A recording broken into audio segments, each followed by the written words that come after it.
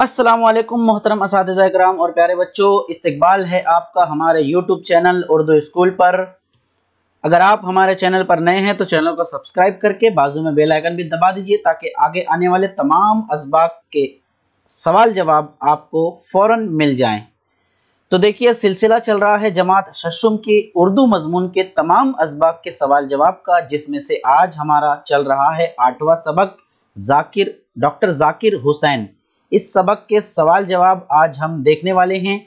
बकिया तमाम सवाल जवाब आपको हमारे चैनल पर मिल जाएंगे। प्लेलिस्ट में जाइए, क्लास 6 उर्दू प्लेलिस्ट है। इसके अलावा आपको 5वीं 7वीं और 8वीं जमात की प्लेलिस्ट भी मिल जाएगी, सर्च कीजिए। चलिए आज के सबक को हम आगे बढ़ाते हैं। नंबर 1, एक जुमले में जवाब लिखिए। सवाल नंबर 1, डॉक्टर जाकिर हुसैन की तारीख पैदाइश लिखिए। जवाब, डॉक्टर जाकिर हुसैन की तारीख पैदाइश है 8 फरवरी सन 1897।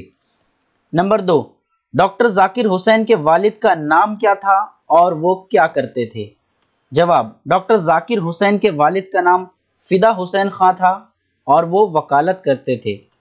नंबर 3, डॉक्टर साहब ने आला तालीम कहाँ हासिल की। जवाब, डॉक्टर साहब ने आला तालीम यूरोप के मुल्क जर्मनी में हासिल की। नंबर 4, जाकिर साहब ने जामिया मिल्लिया में कब तक खिदमत की। जवाब, जाकिर साहब ने जामिया मिल्लिया में सन 1948 तक खिदमत की। नंबर 5, जाकिर साहब को बिहार का गवर्नर बनाने के लिए किसने इसरार किया। जवाब, जाकिर साहब को बिहार का गवर्नर बनाने के लिए पंडित जवाहरलाल नेहरू ने इसरार किया। नंबर 6, जामिया नगर की इमारतों का संग बुनियाद किसने रखा।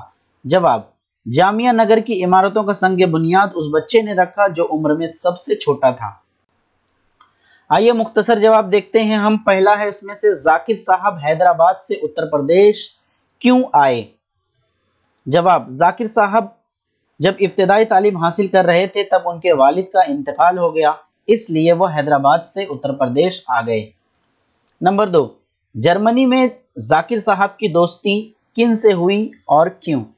जवाब, जर्मनी में जाकिर साहब की दोस्ती सैयद आबिद हुसैन और प्रोफेसर मोहम्मद मुजीब से हुई। ये तीनों गहरे दोस्त इसलिए बन गए क्योंकि तीनों के मिजाज में बड़ी यकसानियत थी। नंबर 3, अलीगढ़ यूनिवर्सिटी की तरक्की के लिए जाकिर साहब ने कौन से काम किए। जवाब, अलीगढ़ यूनिवर्सिटी की तरक्की के लिए जाकिर साहब ने नए नए शोबे जारी किए और कई इमारतें तामीर करवाईं। यहाँ के अमले में काम करने का हौसला पैदा किया। जाकिर साहब की वजह से यूनिवर्सिटी में नई जान पड़ गई। नंबर 4, जाकिर साहब को किन बातों का शौक था। जवाब, जाकिर साहब को बच्चों से बड़ी मोहब्बत थी। उन्हें बच्चों के साथ वक्त गुजारने का शौक था। बच्चों की तालीम पर बड़ी तवज्जो देते थे। उन्होंने मुदर्रिस के पेशे का इंतखाब इसीलिए किया क्योंकि उन्हें इस काम का बड़ा शौक था। अगला सवाल 5वां, बकरी को दाना खिलाने का वाकया बयान कीजिए। जवाब, एक दफा बकरी तसले में दाना खा रही थी। कुछ घास और पत्तियां सामने पड़ी थीं। इस पर जाकिर साहब ने अपनी बेगम से कहा, आप बकरी को किस तरह दाना देती हैं कि घास जमीन पर पड़ी है। ये तरीका ठीक नहीं है। अच्छी सी चटाई बिछाकर उसे बिठाइए, उसका मुंह अच्छे से साफ कीजिए, तौलिए से पोंछिए, फिर तसले में खाना सजा कर दीजिए। इस बात पर बेगम साहिबा और देगर घर वाले हंसने लगे। लेकिन गौर करने की बात है कि मामूली कामों में भी जाकिर साहब सलीके के कितने बड़े कदरदान थे।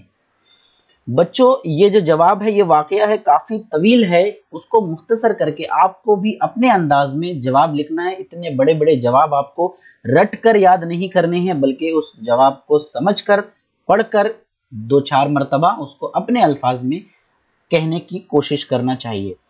अगला 6वां सवाल, किस वाक़ये से पता चलता है कि जाकिर साहब गरीबों से भी मुलाकात करते थे?